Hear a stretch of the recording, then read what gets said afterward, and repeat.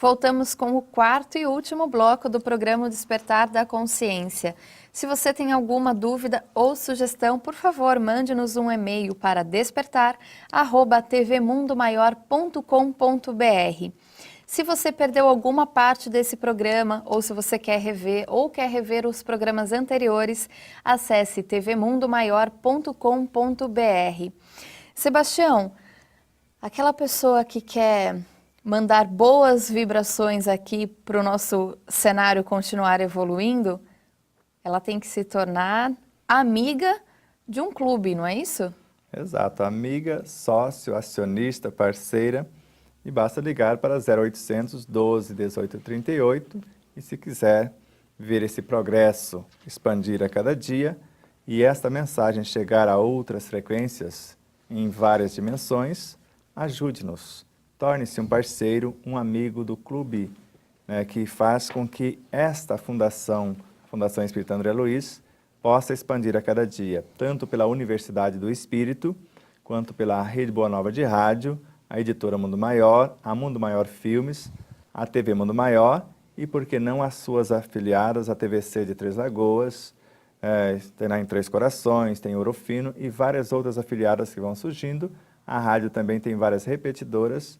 E esse reforço vibracional, essa doação amorosa, possibilita principalmente a TV Mundo Maior, né, as afiliadas da Fundação Espírita André Luiz, crescer e se expandir e, quem sabe, surgir outros meios para a divulgação do ensino dos espíritos.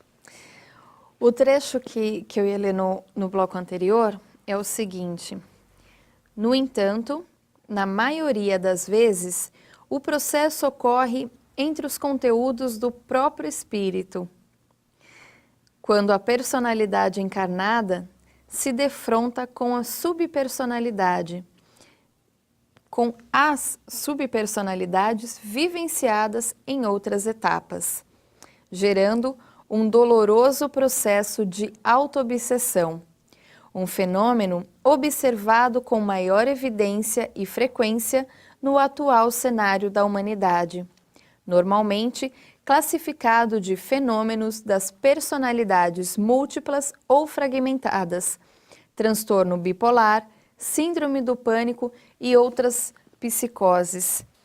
Sebastião, quais são então as principais matrizes que causam essa obsessão, esse problema da humanidade, né? Esse problema atual? Porque hoje em dia a gente vê muitas pessoas reclamando: eu frequento o centro espírita, mas eu já estou pela terceira vez passando pelo tratamento desobsessivo. Ou uma pessoa que não é da doutrina, não pertence à doutrina, mas ela comenta: poxa, eu tenho que fazer terapia, eu já faço terapia há tanto tempo, eu não consigo sair da terapia, não consigo ficar longe, eu estou deprimida. Enfim, são tantas as causas, né? Exato. A Organização Mundial de Saúde reconheceu essa parasitose espiritual e a classificou como uma enfermidade. Eu acredito que eles devem receitar o mesmo que Allan Kardec, que foi médico, que clinicou por um tempo, segundo José Herculano Pires, e estudou esses padrões vibracionais, estudando o magnetismo por mais de 3 décadas, e várias outras ciências correlatas, e sabia que os únicos meios seria a pessoa conhecer-se e ter o conhecimento dessa causa, e o seu esforço para melhorar-se, baseado a começar pela prece fervorosa, que é uma proposta de mudança, porque a maioria pensa que a oração é para pedir, para louvar e agradecer somente, que é o que nós conhecemos na atualidade.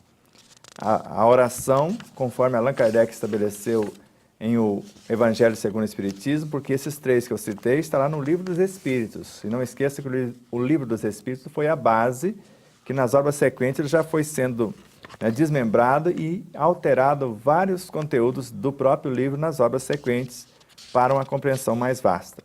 Então ele mostra na obra Evangelho segundo o Espiritismo que cada palavra numa oração deve revelar uma intenção.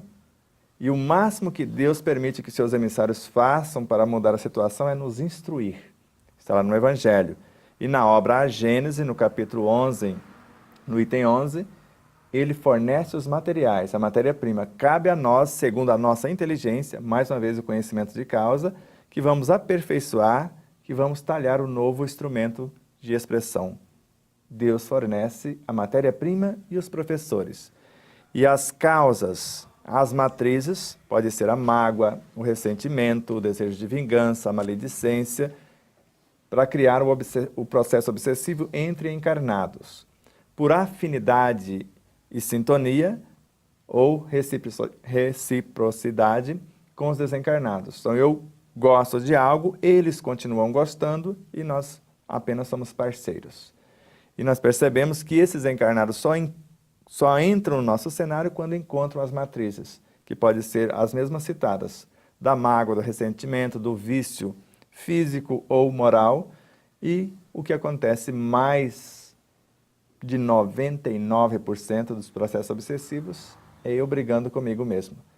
E o que acontece nas reuniões mediúnicas, inclusive, mais de 90% das manifestações são nossas, são conteúdos nossos que vêm, que eclodem para uma doutrinação, vamos dizer assim. Isso foi o próprio Kardec, e nós vamos ver isso já no programa sequente, falando de animismo. Então, quando entendemos que, na maioria das vezes, quando buscamos a cura da obsessão na casa espírita, a casa espírita, com todo o respeito que lhe temos, ela não tem a função de curar a obsessão, mas sim de orientar o obsediado para que ele cure-se. Porque isso é André Luiz, Missionários da Luz, capítulo 18, quando ele fala da obsessão. Somente o doente, transformado voluntariamente em médico de si mesmo, pode atingir a cura objetiva, ou a cura positiva. Porque eu posso afastar o chamado mau espírito, mas se o fulano não muda, o obsediado não muda, ele atrai outros. E eu alivio um pouco o processo da auto-obsessão, pela oração, pela meditação, pelo meu esforço de transformação, pelo auxílio ao meu semelhante. Mas aí o primeiro que me ofende, eu volto a ficar melindrado, magoado, ressentido e eu adoeço de novo. Então o ideal seríamos estar em dia com esse processo de transformação íntima, começando pela oração, que é a proposta que eu apresento para a minha consciência e para os benfeitores que me orientam. E nesta parceria eu vou criar vínculos por meio da oração, e nesse círculo de permutas incessante entre eu e as realidades ou os professores que eu escolhi para orientar-me, eu posso gerar elementos para a cura definitiva do corpo, segundo André Luiz em Missionários da Luz, quando fala da oração. Elementos para a transformação da alma, que sou eu, a parte que está encarnada. E elementos para a iluminação da minha consciência, que é o meu todo, todas as minhas experiências já vivenciadas. Então eu acalmo tanto o meu cenário, que nós chamamos de inconsciente, onde estão os elementos dominadores, transformo ou reprogramo o meu subconsciente, que é a área dos automatismos que gerencia a minha realidade psicofísica, ilumino o meu consciente, que é a minha área de atuação, onde eu estou pensando, sentindo, raciocinando para agir, e além disso, enriqueço o meu superconsciente, que é a área virtuosa que eu já tenho ou estou construindo a cada situação.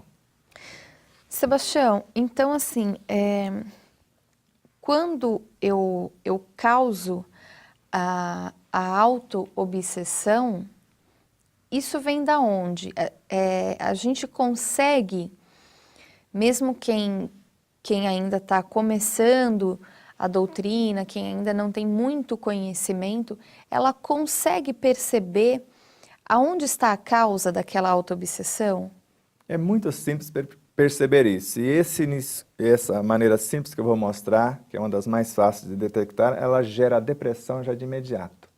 Quando eu quero fazer alguma coisa, eu estabeleço padrões segundo os meus critérios, e se eu não atingir aquele patamar de satisfação, eu entro no processo de autoculpa, de autopunição, gerando o que nós chamamos de depressão. E a partir daí o processo obsessivo se estabelece, porque já está instalado no processo de auto-obsessão, gerando a própria depressão. Porque eu entro numa insatisfação íntima ou num processo de insatisfação íntima, e ao mesmo tempo, quando eu não atendo os padrões do meio, quando eu não enquadro nos padrões e faço o máximo, o melhor que posso e não agrado, não vem o aplauso, o reconhecimento, a gratidão, nem a recompensa, eu entro num processo de insatisfação com o meio também. Então, esses dois padrões geram a depressão, tanto a insatisfação pessoal quanto a insatisfação com o meio, e já estabelece também claramente um processo de auto-obsessão e às vezes de alo-obsessão, porque eu e a sociedade, ou eu e quem está à minha volta. E eu consigo definir, por exemplo, se eu estou fazendo um tratamento de desobsessão, durante esse tratamento eu consigo, porque eu imagino que seja importante distinguir se é auto-obsessão ou se é uma obsessão mesmo externa. Eu consigo distinguir isso? Isso nem precisaria, porque a partir do momento, né, que eu começo a detectar o processo de culpa, de autopunição, transferência de responsabilidade, isso já mostra basicamente interno. Se eu preocupar com a minha mudança interna, porque tanto Kardec quanto Leon Denis, Kardec já falava mais ou menos assim, tanto em obras póstumas como na Revista Espírita. Antes de quem quer que seja querer domar um espírito mau, que seria o obsessor, precisa cuidar de domar-se, a si mesmo. E Joana de Ângeles, André Luiz principalmente, ele fala que o único mal a temer é aquele que ainda existe em nós. E Joana também fala algo semelhante. Então a mudança começa de dentro. Se eu mudar de dentro para fora, o resto que está fora se transforma. E para finalizar o bloco, e para ajudar nessa mudança, parece que tem uma receitinha de Jesus que o senhor ia passar para a gente no primeiro bloco, né? Então vamos fechar o programa de hoje com essa receita. Exato. Essa é infalível. Orar pelos que perseguem e caluniam. Quer dizer, ore pelos que nos perseguem e caluniam. Faça o bem a quem lhe deseja o mal e ame quem te odeia. Não é fácil, mas pelo menos a gente começa por desejar isso. Orar é fácil, eu vou orar pelos que me perseguem e caluniam, gerando já um antídoto em mim, porque a oração, somada aos pensamentos e sentimentos nobres, transforma, segundo André Luiz, no mais potente antídoto contra o vampirismo, que é o mais terrível meio de perturbação no processo obsessivo, que é uma criação interna. E na sequência eu desejo o bem a quem me deseja o mal. Esse é fácil. Agora amar quem me odeia que é menos fácil, mas agora eu vou começar desejando amar quem me odeia. Já é um início do nosso exercício. Mas a gente volta semana que vem. A gente volta semana que vem com muito amor para todos vocês. Sebastião, muito obrigada. Gratidão eterna, muita paz a todos. Ore, ame, deseje fazer o bem a quem lhe deseja o mal e até semana que vem. Um beijo, até o próximo programa.